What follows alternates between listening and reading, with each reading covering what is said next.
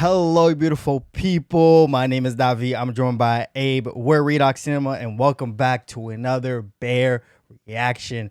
They're finally back. Yes. Yes, We are so sorry for the delay, but it's back. We're reacting to episode 5. For our viewers and listeners, we hope you guys are doing well. Some quick housekeeping stuff. This episode is also available on Apple Podcasts and Spotify, specifically the discussion portion of the show. And if you're looking for an uncut reaction, there's a link in the description to our Patreon. Thank you so much to our Patreon subscribers and also our YouTube subscribers. So if you're new here, please consider subscribing to our channel and hitting that notification bell. Love you guys and thank you so much for the support. Abe, how you doing? I am good. Again, sorry for not watching this.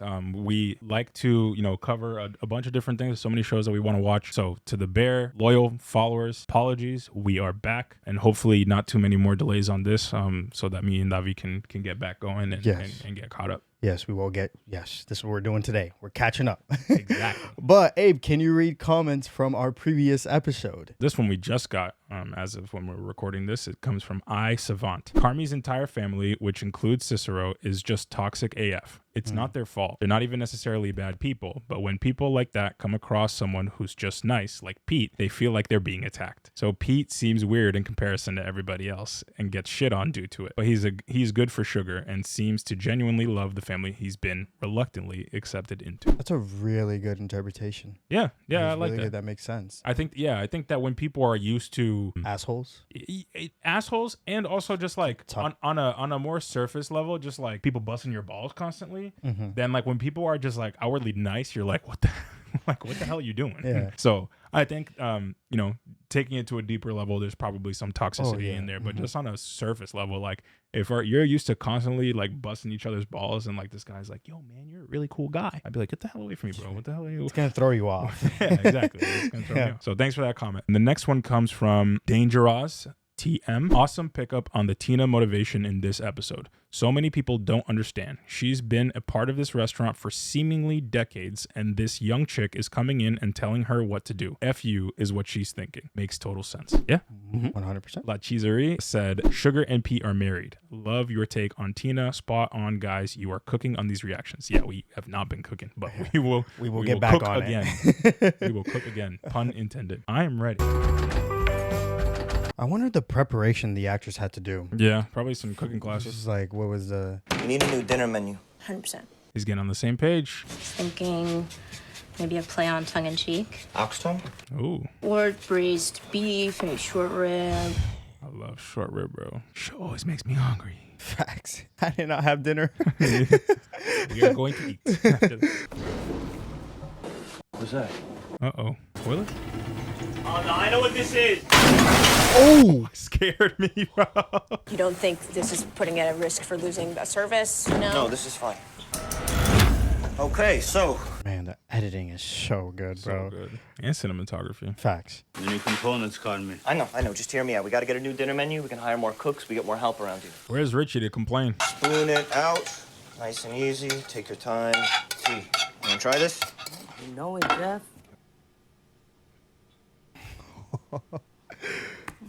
It's hitting like that. Oh, yeah. Good, yes, Jeff. She just went to a different place. Oh, yeah, she did. You got latrina? Latrina. Okay. I'm gonna fix it. It's okay. When I was a kid, I thought I saw a dragon. Just pay attention. Don't strip the thread. I'm not stripping the thread. Oh my God. It's a human resources offense, dude. Oh, yeah. Indeed. Carmi says he's down a couple cooks. Do you think that I can apply for that job application? Bruh. Marcus, we good on cake? Chef, please don't get lost in that shit. Good, chef. I trust you. He's not going to be good. All right, looks good. 2 more minutes at that stock, okay, chef? Yeah, you see he's twitching a little bit, because this is the plate that his mom made, the chicken. Yes. Yeah. Because I thought they were talking about like making sure they do like a family recipe dish. I don't know if that was in the previous episode. I don't remember. You are not being nice, and you will not f me. Richie, you give me really creep vibes, Yo, bro. Richie. Jesus Christ. What? Oh, that's cool. He's not even concerned. He is not nice. He is a fucking asshole. I wasn't even gonna say this. He is selling fucking coke in the back alley of the beef. Oh, are you happy now that you told Mom, you fucking stroke. Mommy knows now. Yo. Remember those shots? Yeah. Yep. Yikes. Something's gonna go wrong here with these desserts, bro. Yeah. Clock ticking shot. Oh, yeah. Yeah. I'm pulling for you, my guy. I hope you do well. Gonna be all clumpy, no? I don't know nothing about cooking, to be honest. Nah, bro, he's flustered. Yeah, he's flustered, dude. Look. Ooh. Whose idea was it? I think you can guess, cuz. Was it his brother? How the fuck do you think we made it through COVID, huh? Side hustle. And that's the kind of stick-to-itiveness and ingenuity and out-of-the-box thinking that we look for in employees. Oh, so, bro, I'm getting so anxious now, dude. We're done with this bullshit, okay? We're done with your stupid friends. We're done with Nico. Oh my, Nico's got nothing to do with this. That's Richie, something I else. swear to God. All right, relax. Swear to God. Don't blow a fuse, all right? No, he's gonna blow a fuse.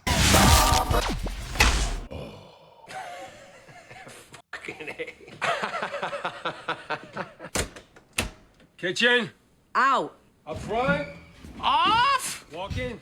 Kitchen and water. Watson's toast. Back, how we looking? Good news and bad news, Carmi. Sure. Condenser is fried. It's gonna cost a couple racks to fix, but I got a connect on the condenser guy. What's good news? The connect. Okay. No. Change of plans. We're gonna take everything. Just take it outside, all right? Take it outside. what with it? Yo, my guy. Yeah, can I ask you a favor? Glad I was working from home today, huh? Dude, you're a lifesaver, bro. Hey, everyone. Dum-dum. Nice to see you guys. What's going on? Nothing. Hey, it's all right. We asked Pete's permission here, right, Pete? Oh, you asked Pete. But you don't call your sister. Hey, you gonna let her talk to you like that? Go f yourself, Richard. Yeah, I will. Hey, can we do this later? I kind of got a lot going on. Yeah, I also... The government name and everything. Did you know I recently had a brother die too? Yeah, she got him. You call Pete because you're too scared to call me? That's weak, bro. No. I call Pete because every time I call you, you talk a bunch of shit, and I can't really get into a fight right now. You only call me when you're freaking out. And since I know you're low on time, here are the bullet points. You only appear when you need something. You never got back to me about the thing. You've spent every minute since you've been back in that fucking restaurant, and now you're taking advantage of Pete? Oh, yeah, she's cooking him. Yeah, she's cooking him. All that, except I do kind of like Pete now, and... I do kind of like Pete now. You went to a meeting? Yeah, I go 3 times a week. All family? All family, yeah. Will you fight with me tomorrow? His knuckles look crazy, though. So you done this before? Something like that. ¿Qué carajo le pasa con esta maldita cosa? Chef, we can't open. Yeah, no gas. Gary, it's getting greasy in Are here. they still building across the street? Very dangerous. No shit. No, it's crazy. If this happened like episode 3 or episode 2, no way they do this. No, yeah, the 'Cause growth already. yeah. The teamwork is, No way. the progression is wild. Damn. On the charcoal. Yo, what's going on? Gas line is still down, power's out, so outdoor lunch service. It's rad, chef. Thank you. So you got to roll with the punches, and people got to come up with stuff on the fly. 6 hot, 4 sweet, thank you. Yes, we do. All right? I was behind on cakes, tried to speed it up, and I blew the fuse. This job's insane. I can go from chill to unchill in a second, but you gotta stay ahead on your work. That's just that. He's really good at giving feedback without being an asshole. But I think that's only in relation to the job that he's at. I think it only has to do with cooking. I started a fryer fire night after I won Food and Wine's Best New Chef, nearly burned the place down. For real? For real. This weird thing happens, too. You have this minute where you're watching the fire and you're thinking, if I don't do anything, this place will burn down and all my anxiety will go away with it. Damn. And then you put the fire out. Then you put the fire out. Okay. How are we gonna get $5,500 that fast? Cocaine. It's pretty interesting you guys coming to me now. Oh my God, bro. This is the worst. Obviously, I'm gonna have to think about it. Oh my God. He's such an asshole. Cousin, this is the last time, right? Yeah. Richard. Carmen, I understand. Just kidding. I love these still shots, bro. Yeah. Like, I mean, it's nothing, but it's something. You know what I mean? It's the only way I can describe it. You were great today. Thank you. Really reminded me of like catering. Just that energy. I don't know. What was the deal with that? Was that just like the world or? Oh, jeez. Got too big, too fast. Wasn't exactly liquid enough for a brick and mortar, and so running it out of my garage was stupid. My credit got destroyed. I mean, my whole shit got rocked. There's not a night I don't stay up just thinking about what I could have done different. So that's her backstory. My God, that looks so good. Starving, bro. Starving. And the worst part about it is we're like gonna get out of here and get like McDonald's or something stupid. Oh my God. That looks so good. I know these are like the thoughts that are keeping her up at night, bro, but my mouth is salivating. She's thinking of a menu. Cold braise. Cold braise. Interesting. Yo, this show's so good, man. So good, man. This show is so good. You know what, too? It's like feel good. Yeah, when the episodes hit, the last two have been like feel good. Yeah, they have. Which is interesting. Like, and guess what? I know for a fact that means it's gonna go to shit. Oh, yeah. Something bad is gonna happen. But I mean, something bad does happen every episode. But like the last two ones, they've like come together and figured it out. Yeah, no, it was. Man, talking about Sydney, and we finally got her backstory, and she talked about a business venture that she did where she was finally her own boss. Yes. And what did you get from it? Yeah, so I got from it that she had kind of a similar path to Carmi, not to the same level, but you know, working in these kitchens where you have these like world-renowned chefs that are absolute monsters and like psychopaths, just pushing you to your absolute wit's end. And she gave that up to do her own business, and you know, she was enjoying it, she was liking it, but she made mistakes in how she was running it, and she kind of overextended herself.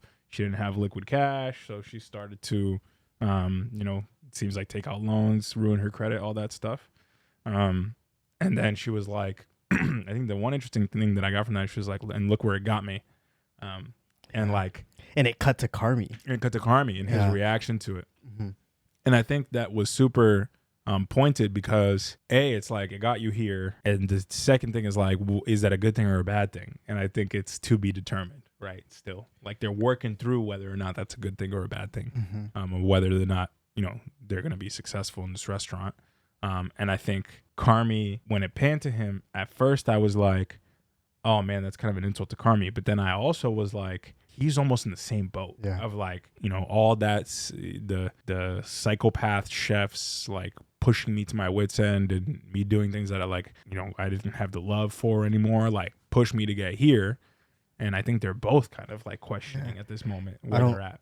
I don't think he should take that as an insult. No. He needs to take it as something that you should look at. He should look at it from a positive standpoint. You should be like, oh shoot, we're at a same. We've been there. We both ended up there. So it's like, how can we empower each other to do better and to work and to strive to create a kitchen that is a kitchen of family, a kitchen that is of a positive environment where everyone is pushing to do well. And you're making food with love. Yeah, exactly. And I when I first saw his reaction, I thought that he was taking it as an insult, or it was intended as an insult. But I think that he actually took it as like validation of like, I feel that too. You know what I mean? When he said heard, like, you know, I feel that too. I got you. Like, I understand where you're coming from, and I'm coming from a very similar place.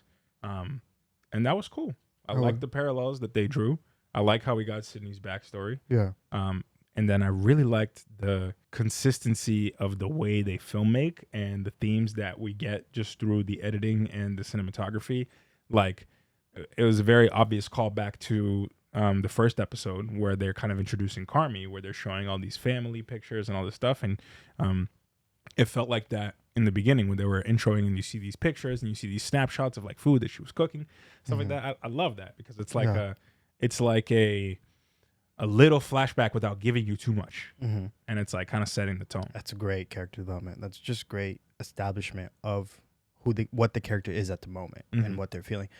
And something that I loved so much, specifically with the editing and what they present, is how for Carmi and Sydney, I think it's the same for others, I just can't remember, but how this is their passion. This is like a ride or die thing for them. Right. And the reason why is we get that through when they go home.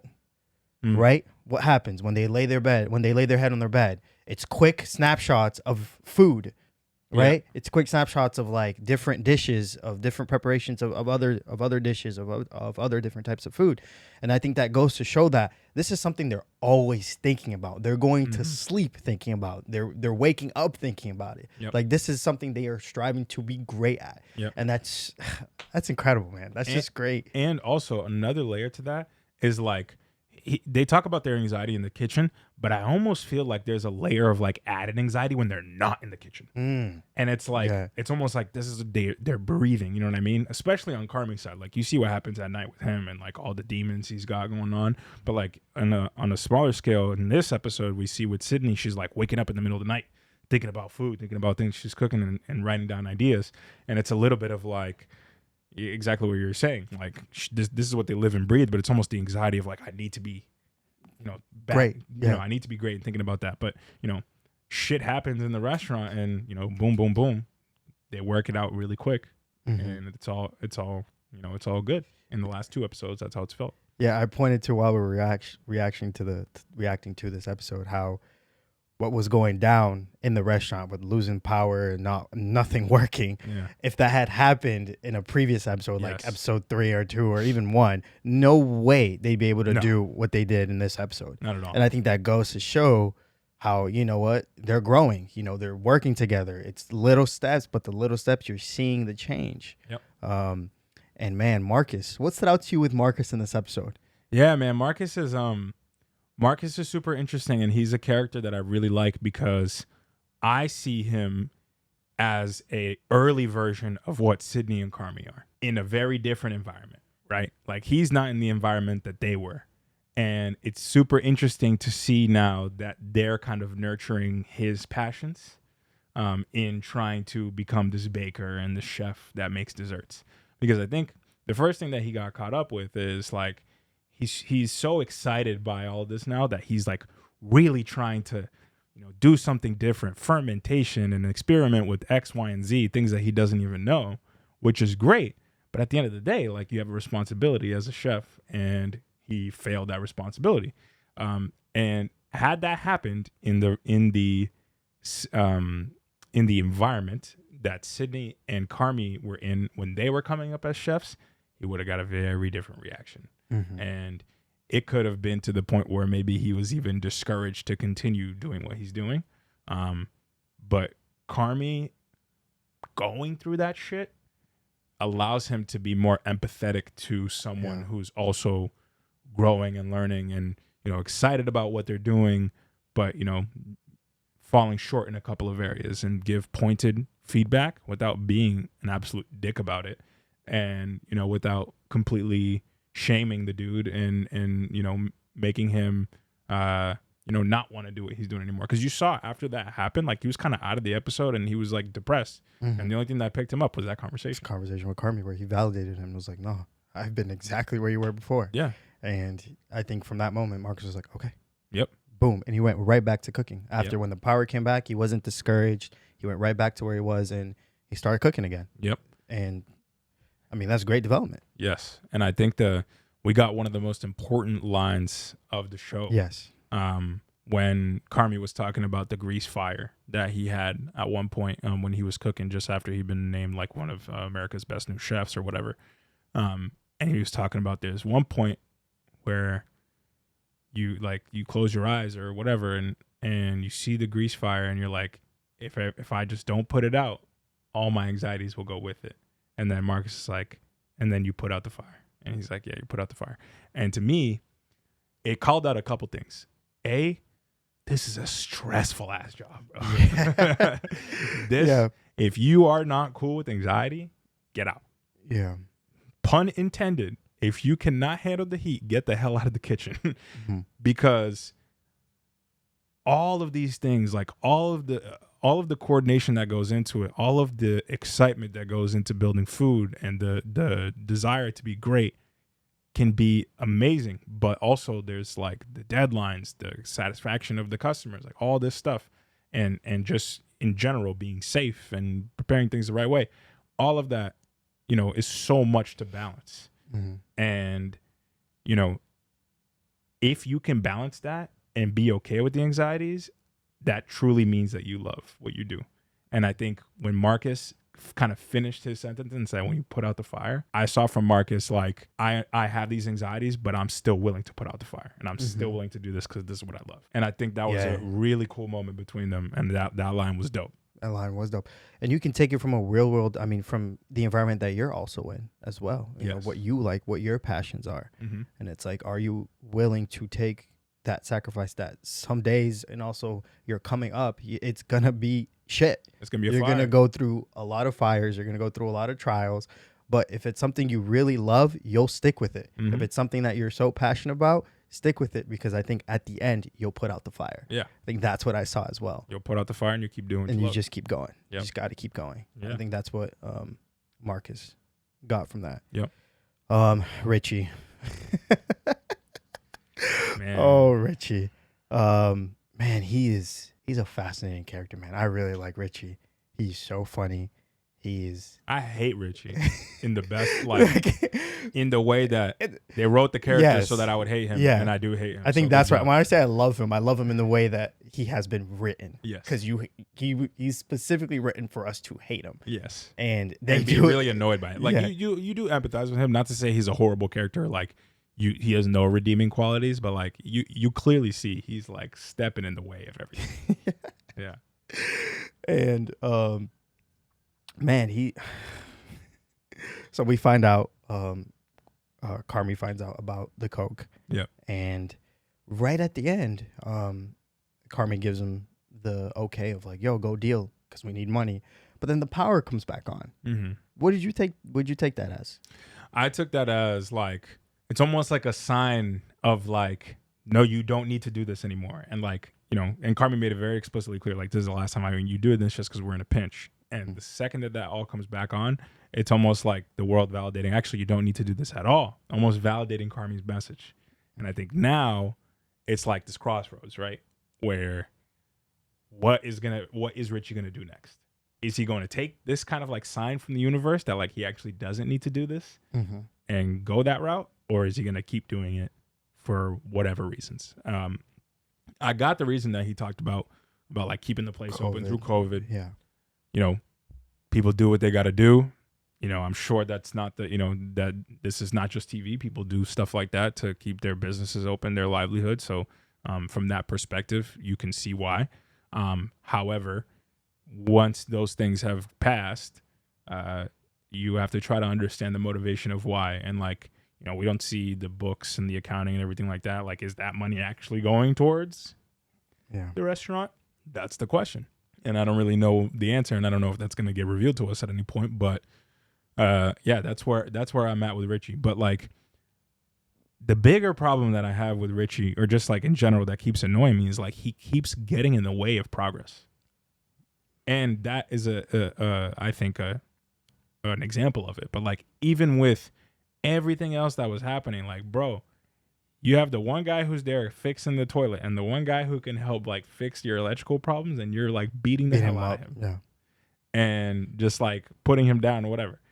All this stuff that has to happen with the kitchen or whatever, everyone's doing their part, and he's just kind of complaining. And like he goes along with it. He ends up doing it because he knows he has to do it, but like he's always complaining.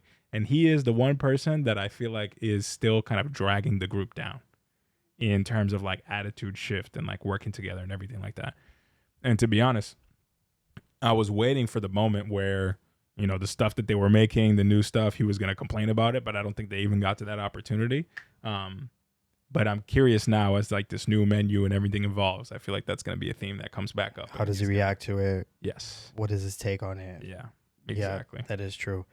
What I love about this show is how they can transition to Carmi's personal life, and how we get glimpses of his relationships with his loved ones, specifically with his sister. And you quickly remember some things that happened last episode, you know, when Pete reveals, yo, you haven't called your sister. Yeah. And then boom, he reaches out to Pete, and then his sister shows up in this episode, and we're like, she's pissed. Yeah. He's and like, talk to your sister. And and I just want to see more of that. I think it's a great sign of great writing when you can balance, you're I want to say this. I want to say it well.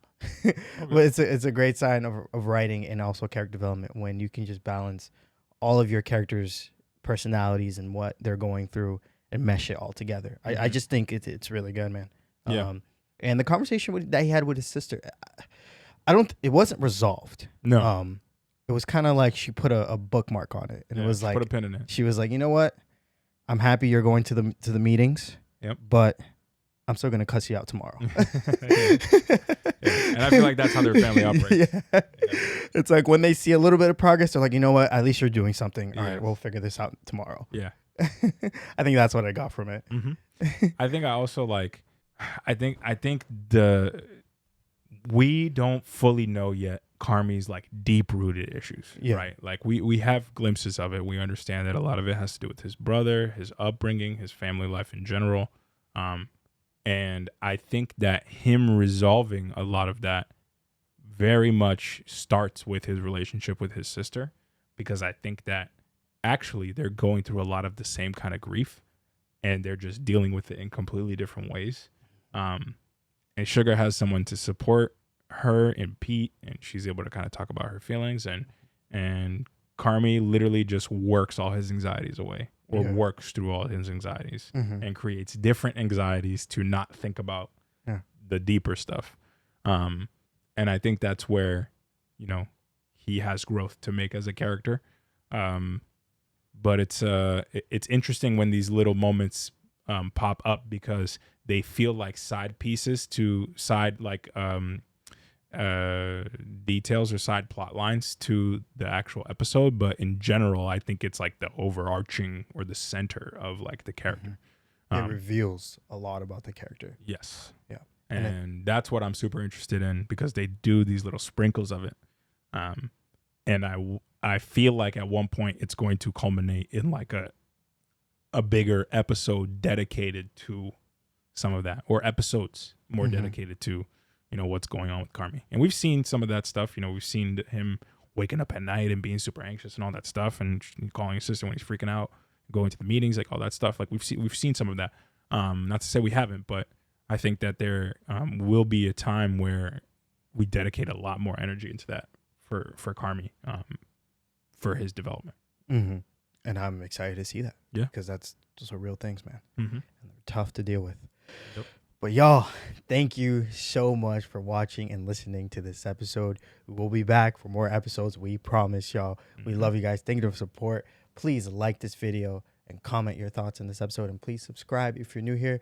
We love you guys and see you soon for more The Bear. See you. Stay beautiful, y'all.